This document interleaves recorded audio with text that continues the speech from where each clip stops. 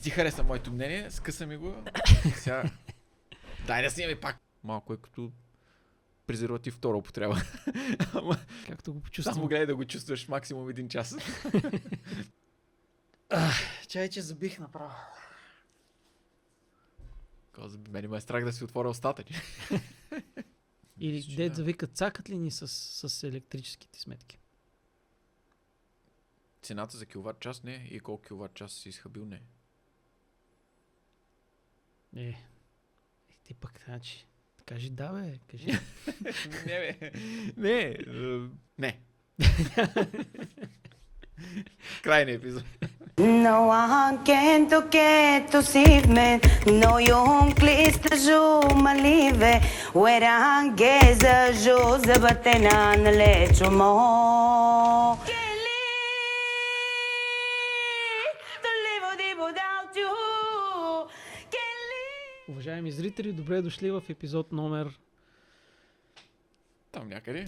След 10. След 10. Миналия път с Благо снимахме над 3 часа подкаст.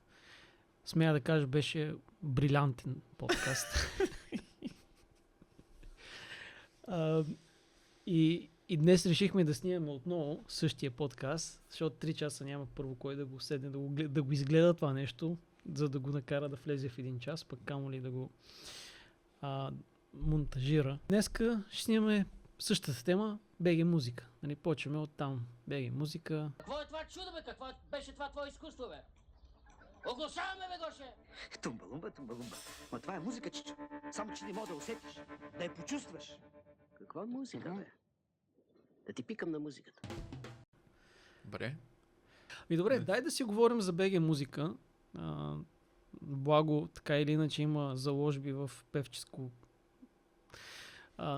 певческа посока. Има и някаква музикална сфера от неговия живот. И смея да кажа, че разбира една идея малко повече от музика от всеки средностатистически българин. И решихме днес да си поговорим малко за БГ музиката, имайки предвид, нали, че имаме вече излъчена песен за Евровизия, която благодарение на тая песен аз открих, че има 4-5 групи, които не бях чувал в България и ми харесаха.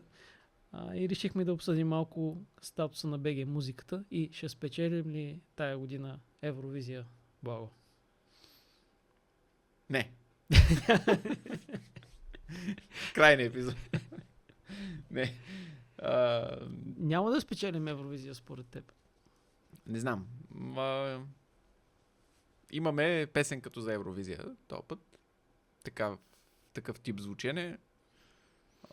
Дали харесва, не ни харесва ни, но те са конкурс с catchy songs. Песни, които пак не мога да го приведа на български. Catchy. Популярни някакси. Популярни и... Аз ги наричам еднодневки, те горе-долу еднодневки ли са? Да. Нещо, което да те поразпали, лесно да се запомни. Нещо, някакво мотивче и така нататък. Нашето е бангаранга.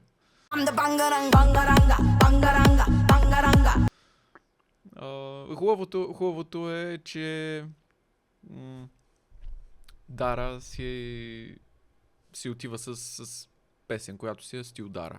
Нямаме вече някакви нагласени изкуствени неща, които само за конкурса и така нататък. То от път пращаме артист, който е доста така крещяща фигура, като цялостен образ. Пее си много характерна за себе си песен и мисля, че може и да се получи. Ако ги сравняваш нейните песни, къде би я сложил като сила? Тоест, нали, казваме, че това е в нейния жанр музика. Така. Да. Ако ги сравняваш, примерно, от преди скорошното и творчество, това е една от най-добрите и песни, една от по-посредствените и песни или една от тия, където са не много хубави. Къде би я сложил като група? Напоследък песните на Дара въобще не знам какви са. Добре. Така че тая е хубава. Не знам, смисъл.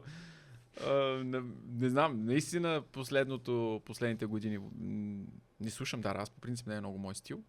Защото не си на 18 най-вероятно. Или на 15. На 19 съм. Да. 19 плюс. Плюс, да. Но това, което мога да го сравня е със сигурност спрямо останалите две, които се опита да предложи при избора на песен на Дара за Евровизия 26. Спрямо другите две песни, тая е много по-хубава. Добре. Другите две бяха измислени, не беше Дара. Правеха конкурс между три нейни песни, с кои да отиде. И хората си гласуваха, и жури гласува. С много вещи в занаята. Разбирачи. Да. Лаячи, да не кажа.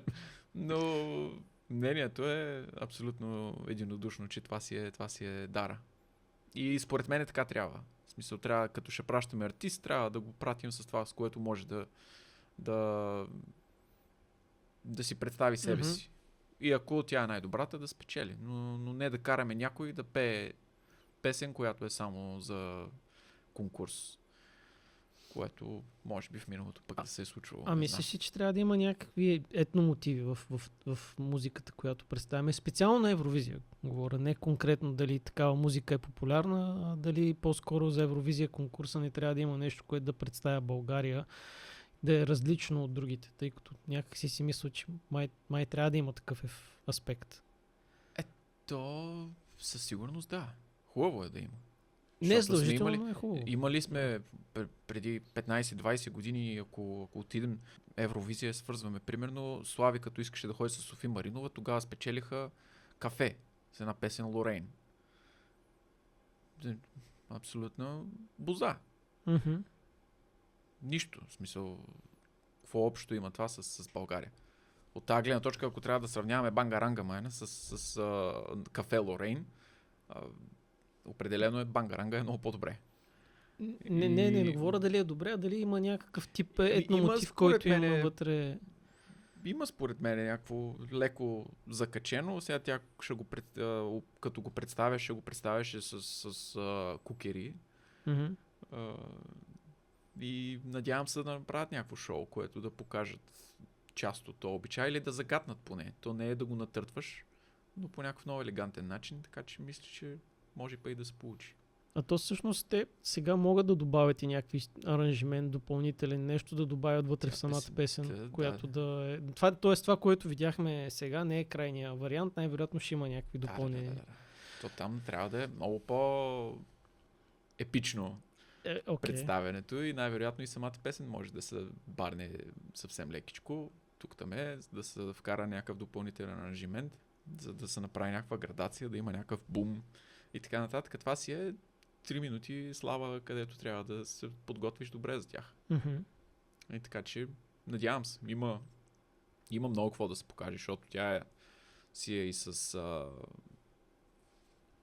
артист на сцената, излизаш, танцуваш, пее, има мелодична част, има бангаранга част, има си песента специфики, които е хубаво наистина да се покажат, не знам. Най-малкото това за нея ще е един трамплин, според мен, така да видят повече хора. Дано да имаме, защото на фона на апате, ще да не е бангаранга. Аз продължавам да твърдя, че ако искаме да спечелим Евровизия, просто трябва да я пуснат по бански и ще спечелим Евровизия от всякъде. Мислиш ли? Абсолютно съм сигурен. Не знам. Да. Малко е така, има материал вече. Това е моето мнение, че всичките песни там, колкото по-шантави са, толкова по-популярни стават, но пък гледайки световния тренд, най-популярните песни, най-популярните клипове са с по-така предизвикателни певици.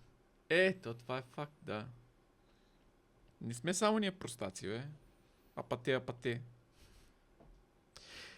Добре. Ти абсолютно простотия човек. Аз предния път ти казах, това си е чиста проба Азис за мен. Американски език. По мексикано не знам какъв е. Той е мексиканец това. Бруно Марс ли? Предполагам, да. Предполагам, че има някакъв тип южноамерикански происход, вероятно. То си е северноамерикански, но от южната част на Северна Америка. Да, окей, добре. Не го пращаме в Бразилия, ама... Може и да е от Чили, може нещо надолу да може. е. Може да има не знам. някакъв... Аз мисля, че е мексиканец.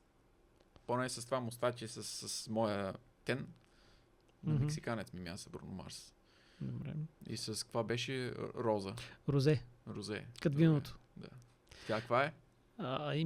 Тайландка. Според мен е корейка Шимел. или нещо Корейка, такова. добре. Те са най-готините. Много ги обожавам тях. Този епизод много хейтърски ще излезе мая. Не, няма да казвам нищо повече. Няма нищо повече. Дай да говорим за българската музика като цяло. Нали? Къде се върви ли добре българската музика в тия последните 10 години, където все още сме уж излезли от прехода, вече сме в Евросъюза, в еврозоната сме, в Шенген сме, с евро вече имаме като пари. Как това влияе на музиката? Аз предния път ти показах ти едни класации, в които помня само номер едното. Номер едно, което е най-плейваната песен в YouTube. 25-та година е била глобално погледнато Апате, която е нискостойност на песен за мен. Абсолютна простотия и бих я оприличил с нашата чалга. Еднодневка, чалга. Това се слуша най-много. Казах ти за БГ Радио, най-слушаната песен беше на Елизабет. Елизабет Носталгия. Носталгия. Да, носталгия си ти. Горчиви спомени. Малко, да. Това не е най-слушаната песен, най-излъчваната песен по БГ Радио, която също не ми харесва много. Много напомпено, много безлично и не мога да оприлича вървим ли напред или не вървим напред с такъв тип музика, която е тя си е творение на Virginia Records. Не е, според мен, нещо много специфично с артиста. Не е, че артиста е някакъв голям талант и така нататък. Така че по тази песен какво беше 50 на думи на кръс, един текст, който два реда с други два реда не си мясат. Нали, от тази гледна точка, ако трябва да гледам, не са много добре нещата. Казах ти третата част на класацията, какво най-много сме слушали пък ние изобщо в YouTube, ако трябва да такова. И там Чалга Кинг беше от до. В първите 10 най-излъчвани песни от YouTube в България нямаше изобщо друго, освен Чалга. Тук виждам, че на топ 1 за YouTube, тъй като аз бих успорил БГ Радио, тъй като не знам кой по дяволите слуша радио. Било то БГ Радио или еди какво си радио. БГ Радио те си пускат само българска музика и не знам. Значи може би за БГ Радио да е добър индикатор за поп-музиката в България и модерната поп-музика. Поп, рок и така нататък, всичко без чалги пускат те. Ами гледам, че 20 милиона в YouTube е Галини Азис, тази дискотека за 2025 година. 20 милиона гледания. Те направо са отрепали рибата. Направо ги убиха. Да, абсолютно. Между другото с 19 милиона след тях пък има Капучина на DJ Дамян и Софи Маринова. Точно така. Аз не знаех, че съществува така песен. И аз не знаех, че съществува така песен. Но да. И там са, нали, по-нататъка има и песни още Азис и Преслава и изобщо Силвър и DJ Цеци. Амстердам, да. Но въпросът е, че това е чалгата изяде рапа и рапа му хареса да го такова чалгата и има много продължения на тия колаборации, така да ги наречеш, защото това е точно в такъв стил. Тя и Галини и Азис, между другото, малко напомня. Но това, което ти казах предния път, в топ 10 имаш номер едното, не винаги според мен е стойност на музика като стойност на музика, нито някакъв забележителен перформанс на някакъв артист, това е рядкост. както имаш и претоплените манджи, каквото е претоплената манджа на Галини Азис, където навръща пак в някакъв румънски хит, какво беше от преди 15-20 години. Ще стана и пред всичките ще те наградя. Чуваш ли? Душичката ще ти извадя. Обезумял, не съм те преживял. От себе съм по тебе, от супер много време. Има ги такива мотиви и трябва да тръгнеш да гледаш вече надолу какво се случва, за да може да дадеш според мен някаква адекватна оценка. Защото ако трябва да гледам само Елизабет Азис и Галин и Бруно Марс с Розе, че кажа, тя по-хубаво да се закриваме, нали? Закриваме. На фона на... Да знам, гадно ще прозвучи изобщо да сравняваш примерно Фреди Меркюри и Куин с Бохемската рапсодия с някои от тия песни. Не е същото. Да, така че може ли да кажем изобщо музиката отива на никъде? Не може да се каже. Защото ако тръгнеш да гледаш вече надолу и можеш, примерно в българската музика, ако трябва да се спрем, има си пък и артисти, които аз разбирам като доста по-комплексни артисти, които са си, така да го наречем, в пика. Един е Роби в момента, който, ако погледнеш топ 10 на БГ Радио, не знам харесва ли ти, не ти ли харесва, но това са едни от стожерите, така и налагащите мнение за това, коя е качествена българска музика и коя не е. Тяхните награди са така на почет и така нататък. При тях Роби е, мисля, че 3 пъти в топ 10. Който е завършен артист, според мене. Не ми харесва също. Малко е като презерватив втора употреба. Ама изглежда. След това сравнение чакай малко да го асимилирам. Помисли, обмисли го как изглежда.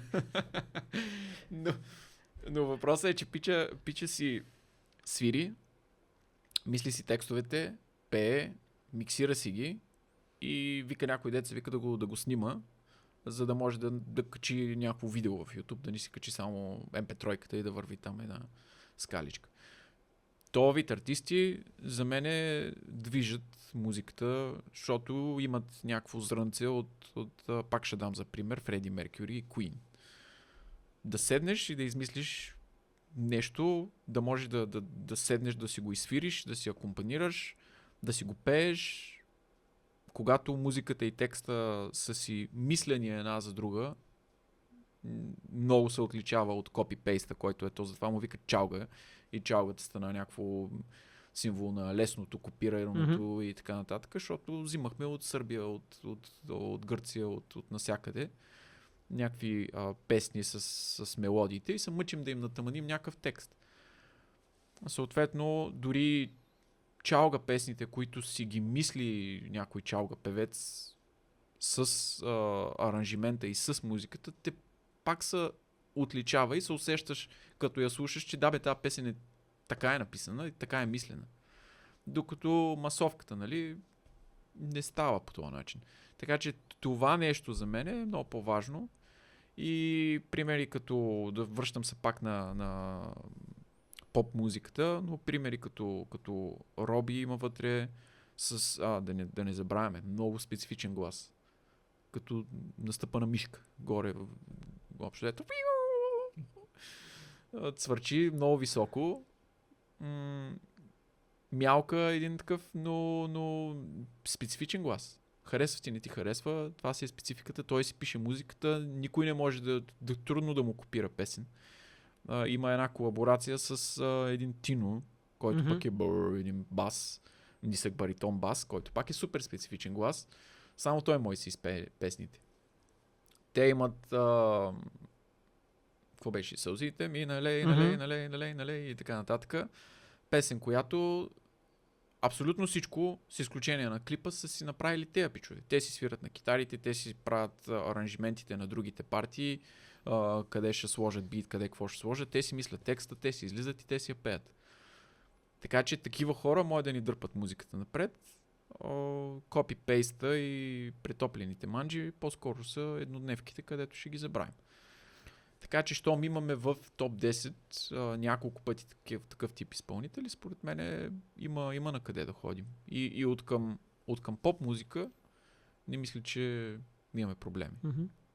Ами, аз не слушам българска музика. Не го казвам като нещо, нали, много с някаква конкретна цел. Просто не ми е моята музика. Има предвид българска поп музика или поп-фолк музика. Честно казвам, не бях слушал от много години. Нали, извън това, което ти се налага да слушаш, когато някой ти, нали, го пусне на сватба или нещо такова, но аз лично да си пусна в YouTube листа ми, нямаше нито една българска песен. Било то поп-фолк или поп музика. Това си е до моите предпочитания, но казвам го, че може би през годините имало една-две песни, които са ми харесали, но нали, ако алгоритъмът ти направи някакъв плейлист и слушаш една песен и след това като почнат следващите песни, които са същата тематика, аз казвам, не, това няма да го слушам и си отивам на това, което на мен ми харесва. Но благодарение, нали, на Дара и на Бангаранга, YouTube, нали, ме вкара в тая фуния, да, с тия артисти като Роби, като Мона, като Дара Екимова имаше песни, Молец.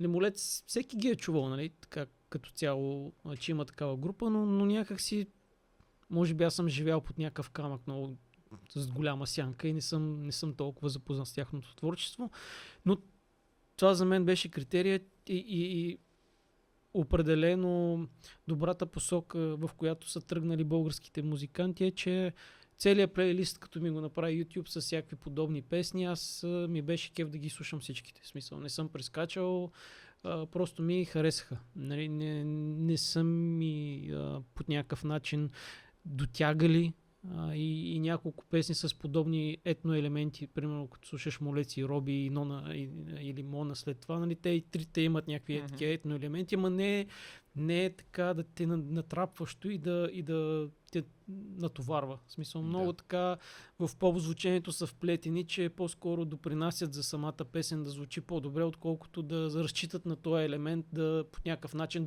да се отличи и да кажете, ето, нали, това е, както се казва, селинг поинта на нашата песен. По-скоро беше нещо съвсем допълнително, което единствено подобри цялата песен и цялите песни. И това на мен ми даде някакъв позитивизъм, че има новите така поп идоли на България. Опитват се да правят малко по-оригинална музика, а не просто да копират кой какво чул някъде. Така че съм съгласен с теб. Това, че не копират, а се опитват колкото се може повече да създават сами своето съдържание, да правят колкото се може повече неща от това, а не просто да купят от някой бита. Доколкото знам, гледал съм едно интервю с Тото, където коментираше за Наслави песента, където им беше много известна там нещо такова. Да, и той вика, то бит как го измисли, какво го направи, той вика ми купи го от интернет. Някаква така история. И съответно, може би повечето изпълнители купуват готов бит, някой им пише текста и те са само тая хубава опаковка, която продава крайния продукт, нали, да изглежда добре. Да. Не бих казал, че момчетата от Молец или пък Роби са някакви супер модели. Нали, не са грозни хората, ама няма да ги сложат на списание там, да знам кое за момчета, има някакво за мъже, там топ 50 най-добре изглеждащите. Добре. Нали? Поне така си мисля, нали? Все пак не са Брат Пит или нещо такова, не са тия Галин или Азис или където са направени... Също не, като Брат Пит, ама Галин се опитва. Галин, този Фики Стораро, Фики Стораро, да, Меди. Между другото слушах Меди, само защото ти няколко пъти ми го промотираш тоя... Ще стигне и до Меди. Да. Ще кажа и аз. Да, но като цяло, нали, те са доста по-така продуцирани образи. Има много повече вложено старание от гледна точка на това как изглеждат. Да. Нали, бради, коси, всичко е на съвсем различно ниво, докато идва Роби, нали, тук с деца вика с някаква така Пълен капут. Не е пълен капут, Не е но нормален почти човек. Почти зле, колкото мен изглежда. Нормален човек, който като го видиш, нали, на улицата, няма да кажеш, той е някаква поп-звезда, пък като го видиш, нали, примерно Азис на улицата, определено ще кажеш, то човек има нещо в шоу-бизнеса, нали, защото най-малкото изглежда така се едно... Да. Си избрал цялото меню от пластичния хирург и е казал това плюс какво мога още да измислите, нали? Така че за мен това беше много, много позитивно, много така приятно ме изненада, въпреки че, нали, бангаранга, като те слушах, казах, тази песен втори път няма да я слушам, ама поне другите неща, където ми ги нареди след това, много, много ми помогна да прогледна и да видя, че има и други изпълнители в България, които си заслужават да се слушат. И ако трябва да бъда честен, може би бих отишъл на концерт на Роби или на Молец. Само не ме чуе жена ми, че веднага ще ме хване да ходим. Но да, определено на друг български изпълнител едва ли бих отишъл на концерт, но те може би бих. Така че ево на тия момчета, на тия млади момчета да продължават в същия дух и дано другите изпълнители, не казвам да са в техния стил, но по-скоро нека да се опитват да копират по-малко и да бъдат повече себе си, защото очевидно това нещо в крайна сметка продава и то. Така че, а за поп-фолка, какво да ти кажа?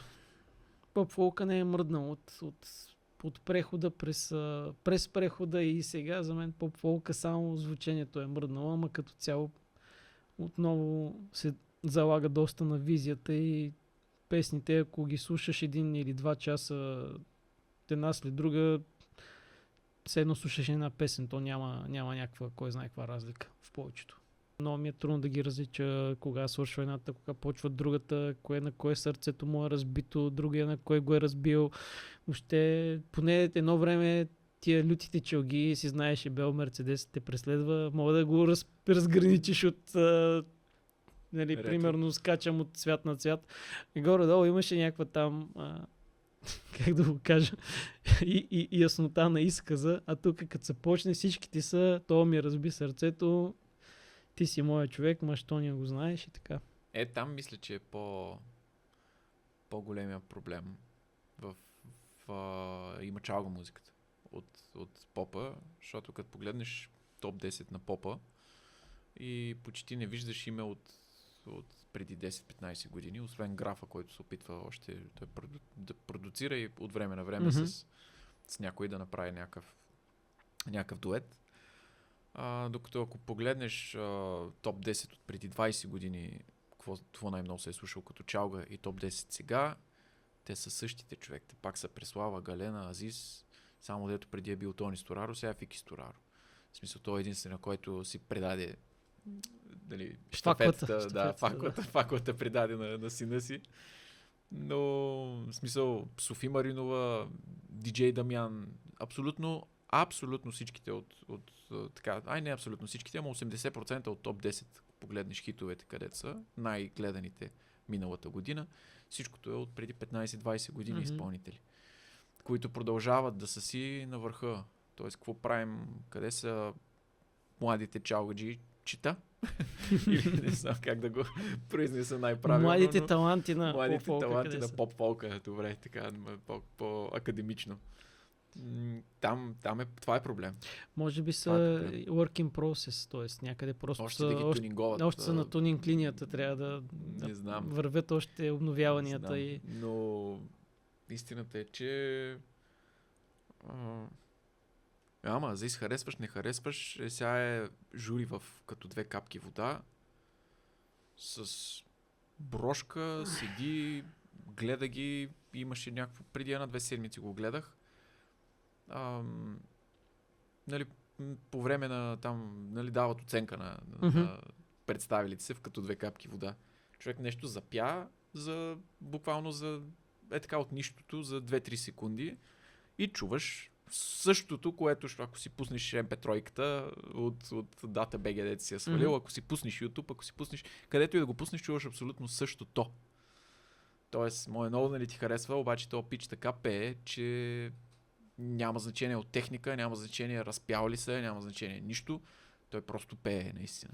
Това, че си нали, визията и целият образ, който си е изградил, е доста противоречив. Мгм. Или не противоречив. Той не си противоречи. Той си е направо много си е праволинеен в завоя, който е поел. За мен си е противоречив малко образ. Напротив, прав си, защото той, нали, сега в момента май е оженен за мъж. Оженен за мъж. Как звучи? Кой е оженен от двамата, не знам. Смисъл. Мисълта ми е, че има брак с мъж, нали, Да. така в Америка. Аз преди това мисля, Ама че има ли? имаше... Или само... Да знам. гаджета си? Въпросът е, че поне застава и казва, нали, аз харесвам мъже, може би. А преди това май имаше някакви залитания в другия пол или някакви такива работи. Те не знам какво е. Да, Ма, но... въпросът е, че според мен е образ, който му даде това, което търсише. Сега според мен е success story. Мгм. Успешна история, това, което му се случи, защото без този гей мотив в визията, подобен глас като неговия, тогава Мгм. нямаше как да се случи. Тогава, при 20-30 години, артист като Роби нямаше как да се случи. Сега вече обществото ни е друго. Нали, такъв сдъвкани изплют от съдбата и да пее на фалцет.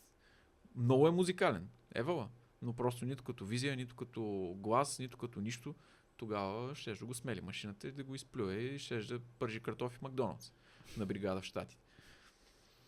Това е истината. Мгм. Докато при Азис какво даде си целия живот си е дал. Не знам сега, може и да не е гей.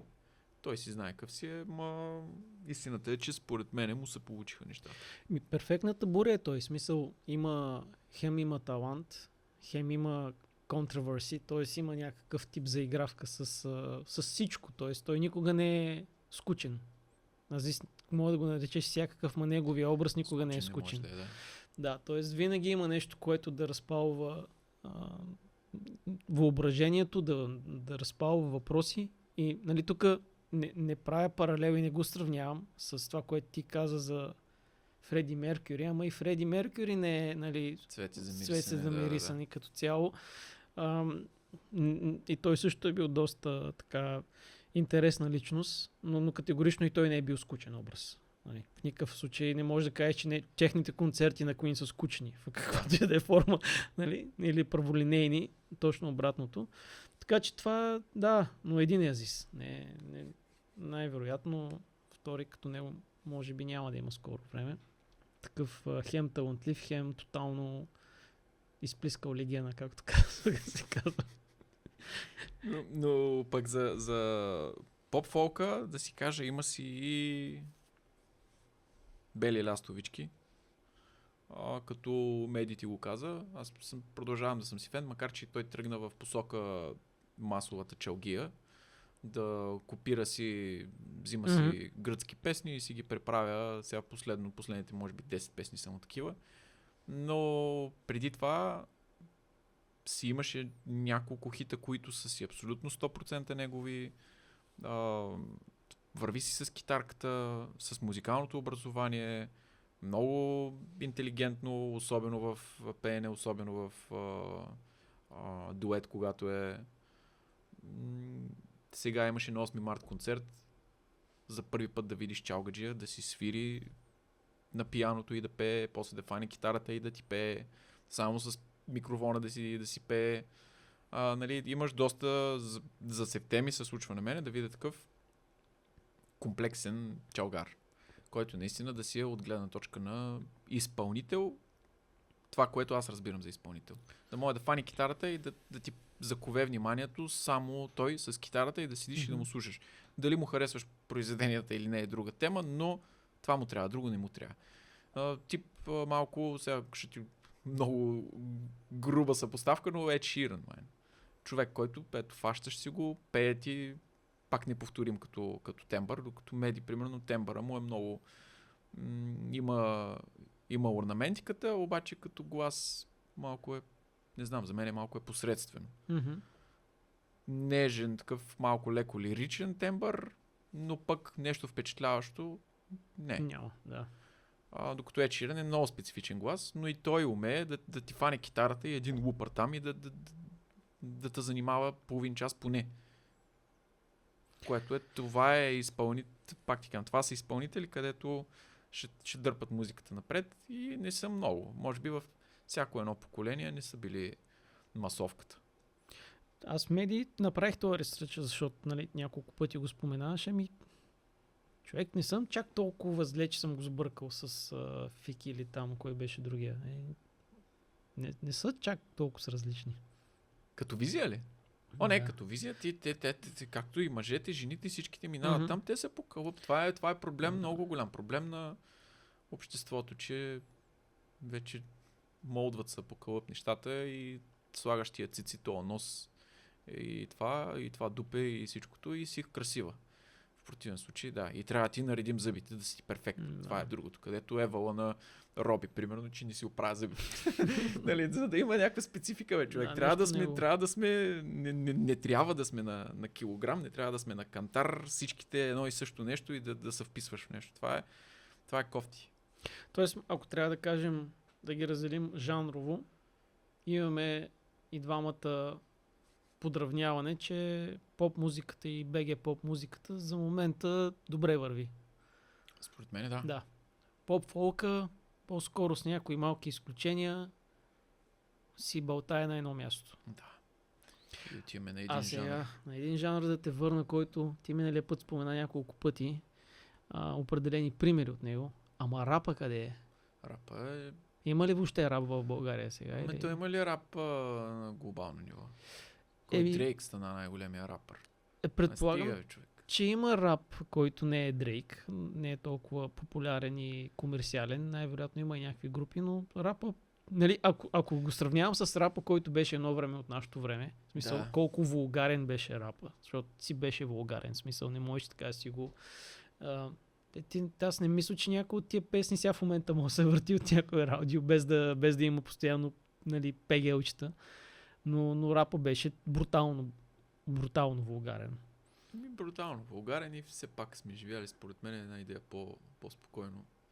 С всичките проповядвания на пуши, пи и карам с 200 и така нататък. На фона на сега, където е забранено и пивка радиото и цензурира всичко и не може да намериш такива песни. Малките са 200 пъти по-извратени от нас. Така че не знам. Не е бил рапа не е бил проблема. Но рапа е поизчезва. Това е, аз ти го казах предния път, според мен младото поколение все по-трудно почва да борави с думи. Все по-трудно почват да боравят с думите. И рапа без думи го нема. Да. Така че кой ще седне да мисли, битовете си ги купуват, биди дойде хубаво, ма ти седни и напиши нещо смислено. Няма го това. Няма го и всичките, може би всичките големи имена от едно време, те останаха без някой, който да вземе този вакуум, който остана за тях. Нали? Да. Някак си в един момент имаше рап и той беше такъв.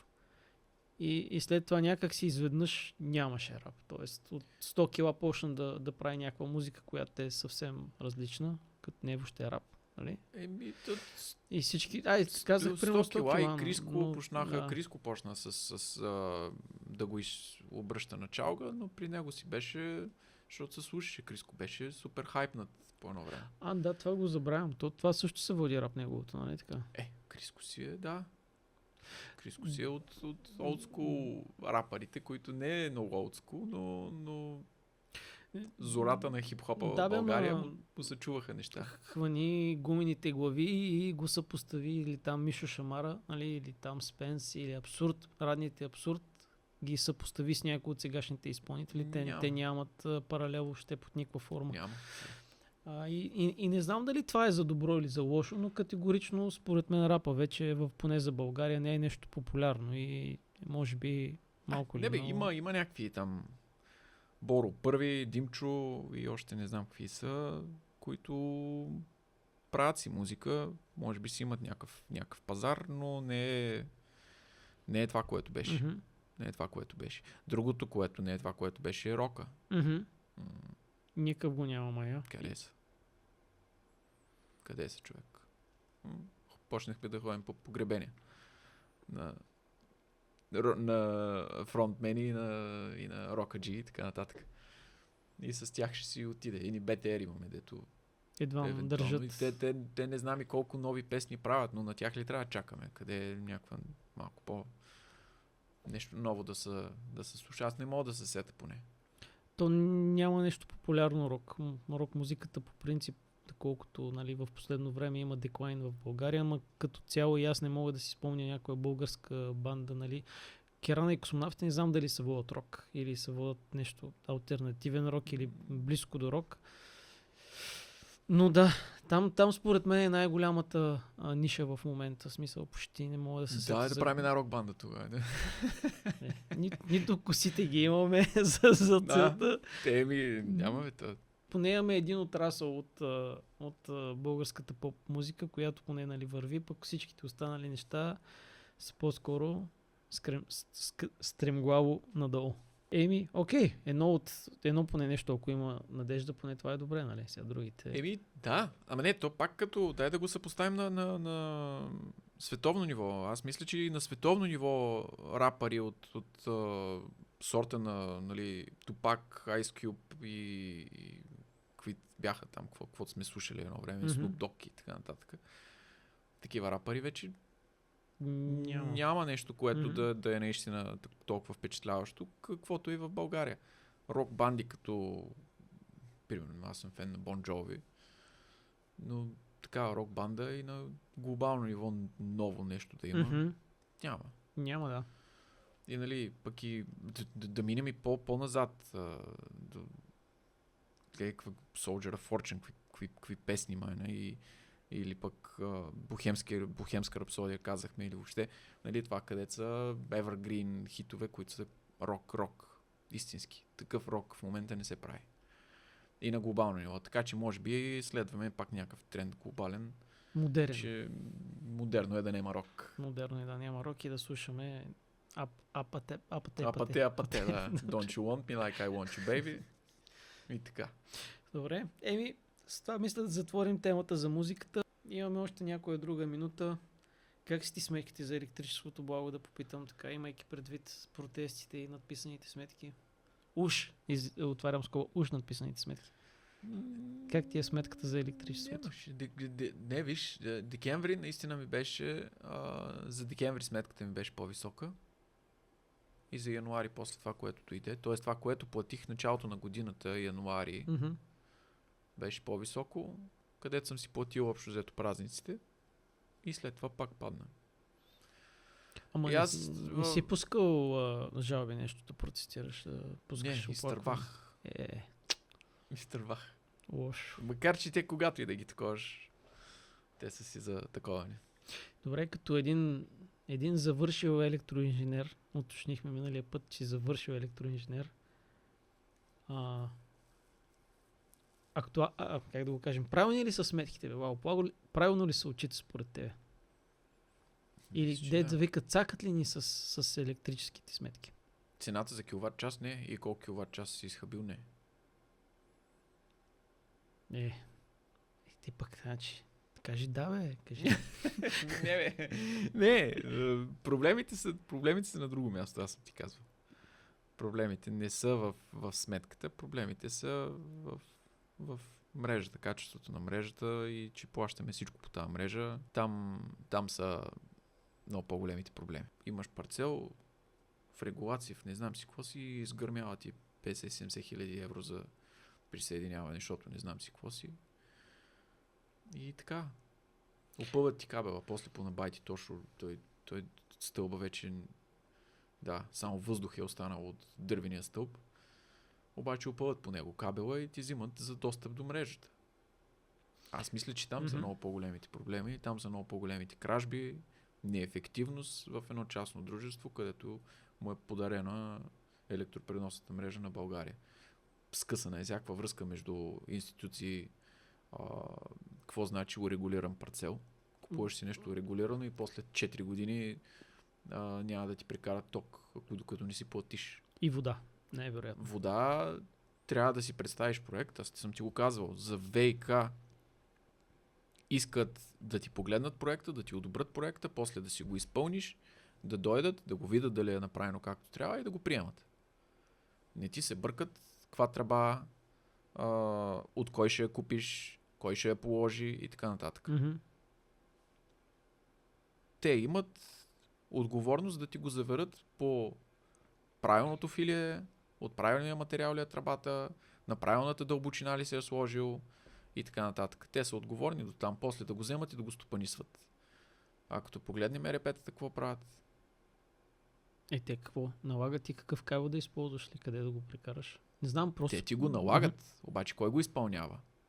Може и ти да си го изпълниш. Пробвай да си го изпълниш. Защото не може да си сложиш като... Аз ти говоря, ако искаш да си сложиш табло и да си прекараш партида за водна помпа. Нещо ще те оставят ли сам да си направиш?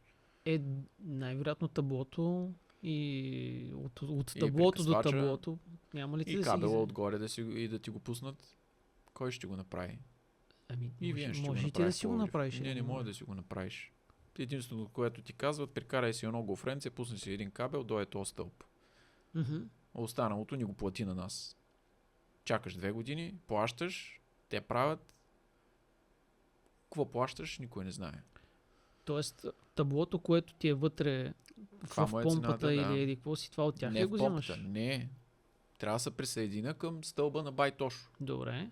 И ще дойде някой, ще ми забие едно табло с един електромер, с един прекъсвач вътре и ще дръпне кабела отгоре, от това до долу. Да. Всичкото това нещо, имаш абсолютно нулев контрол. Какво слагат, що слагат, на какви цени го слагат и така нататък. Ама те чарджат ли за това нещо? Не бе! Окей, питам, не знам. Това е проблема. В смисъл... Нито знаем, какви са им електромерите, какви са им таблата и така нататък. Правят си всичко сами. Ама той с електромера си го плащаш, таблото си го плащаш, кабела отгоре си го плащаш, прекъсвачи си. Всичко си плащаш. Аз преди 8 години беше 800 лева да си пусне една партида за водна помпа. 800 лева. Едно табло и един прекъсвач и 5 метра кабел от года. 5 метра. Той 5 метра не е стълба. 3 метра и половина. 800 лева. Добре, значи там според тебе е по-скоро проблема. Аз мисля, че там е проблема, защото те боравят с инфраструктура, в която те твърдят, че инвестират. Как инвестират е друга темата. Аз смятам, че там е много по-неефективно. И се използват се на готово неща. Опитват се да вкарват някакви нормативни актове и да те спъват по всякакъв начин. Има адски много престъпност на ниско ниво. Всеки се прави неинтересен и така нататък. И те си правят само нови и нови промени вътре в разните дружества, така че да не се получават нещата. Скъсана е веригата тотално от както са приватизирани тия неща, как урегулира община един парцел и после може да чакаш 5 години да има ток там. Това нещо ти го давам за пример Швеция. В Швеция електропреносната мрежа е държавна. Там ако ти урегулират парцел, те го урегулират, защото пращат тока до еди тук. И ти имаш още от ден първи, когато го купуваш, скицата, тук ти е тока, от тук нататък си ти. Няма какво да чакаш. Ти ще си строиш, ти ще си вкараш плана, каква къща искаш да правиш и така нататък, или каквото ще правиш там, да ти го одобрят и така нататък, но няма да чакаш 5 месеца, 6 месеца, година или 2 да дойде някой да ти пуснеш 5 метра кабел до таблото. Това е услугата, че парцела ти е в регулация. Тук може да се строи, тук може да става за да си направиш еднофамилна къща, да си направиш кооперация, да си направиш какво че си правиш, защото там всичките комуникации са предвидени, че стигат до този парцел. Единственото, с което не съм съгласен, че може би и друга да има проблем. Не само там. Но това е един от проблемите. Но за самите сметки, аз си проверявах моите скоро време. Всичките сметки от 2024, края на 2024, 2025, цялата и 2026, колкото сметки имам издадени. И при мен разликата е няколко киловата в консумацията. Така че смея да кажа, че поне при мен няма никаква разлика. но естествено разлика има в това, което плащаме всички, тъй като от миналата година, края на 2024, началото на 2025 до сега 2026, 12% се е дигнала стойността на два пъти. Тоест в края на 2024 вдигнаха един път 8,3%, мисля, без ДДС, и 3,3% 2005 дневната тарифа. В юни или беше нещо такова по средата на годината. Тоест, ако сте си сравнявали декември 2024 и нали, този период декември-януари 2024-2025 къмто декември-януари 2025-2026, където сега в момента нали, има още много големите сметки, тя самата стойност от тогава, ако ги гледате, вие с 12% по-висок киловатт часа. И като си погледнеш сметките, консумацията с 12% по-висока цена, същата ли ще е от 2024? Консумацията ми е абсолютно същата при мен, да. Аз нямам много голяма разлика. Сега 10-15 киловата няма кой знае каква разлика. Като го умножиш?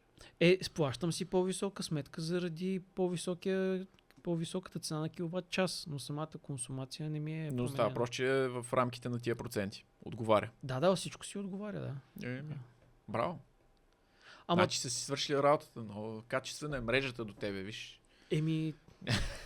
Би трябвало в централната част, поне там да има нещо, да би трябвало, да. Би трябвало. Но смятам, че повечето сигнали, които са ги подали хората, нали, за съжаление го казвам, но мисля, че просто са консумирали повече енергия и затова са платили повече ток или ще платят повече ток. Не е било поради това, че електромера им е мерил грешно или пък електромера им е направил цената по 2, защото нали, нещо е сбъркало курса за обръщане и така нататък. Всякакви такива спекулации, които се пуснаха, според мен, може би от всичките тия 2000 или казаха сигнала или повече. Може би са няколко процента от тия 2000 сигнала, които са реално има някакъв проблем с електромер и то може би е като електромер, който е като нашия такъв old school електромер, който... Те такива нямат право да ползват вече. Няма такива електромери. Нашия на студиото има предвид, че нямат право да ползват такива. Не, да. Той долу е на сградата на EVN електромера. Оттам нататък вътре какво си ползваме, то не се отчита. Това си е вътрешно за чуждото, дето минава и засича кой какъв процент от сметката трябва да плати, но сметката отива надолу на един електромер. Който си е задължително за EVN и си го подменят на не знам колко години. Значи абсолютно тогава не виждам как точно ще има надписване на сметки, ама ето хората, които правиха клипчета, като имаше и популярни хора, като този Сано, Александър Сано, правиха клипчета, така че нека да видим какво ще издаде от всичките им сигнали от клиповете. Трябва да се правят, да пускат, да се жалват, да могат да работят тия.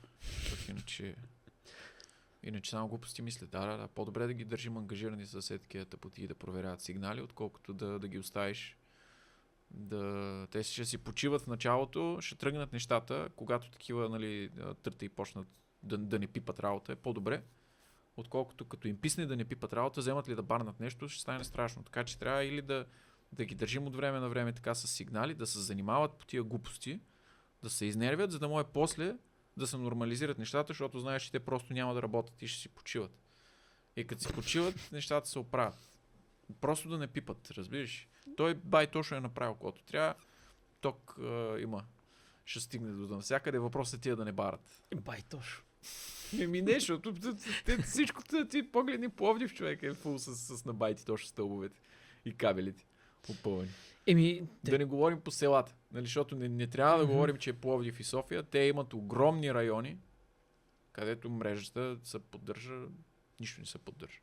Правят тук в Пловдив, защото тук в Пловдив взимат пари. Но по селата не се барва. Селата, малките градове също според мен са и доста така неглижирани, може да го кажем. Пък за тези, които са малките селца, които са по-родопи... И хората си плащат. Хората си плащат същото, каквото плащаме за достъп до мрежа. Ние си го плащат и в и в Харманли, в Хасково вече даже е голям град и там се строи. Но надолу Свиленград, моите хора и така нататък, Любимец.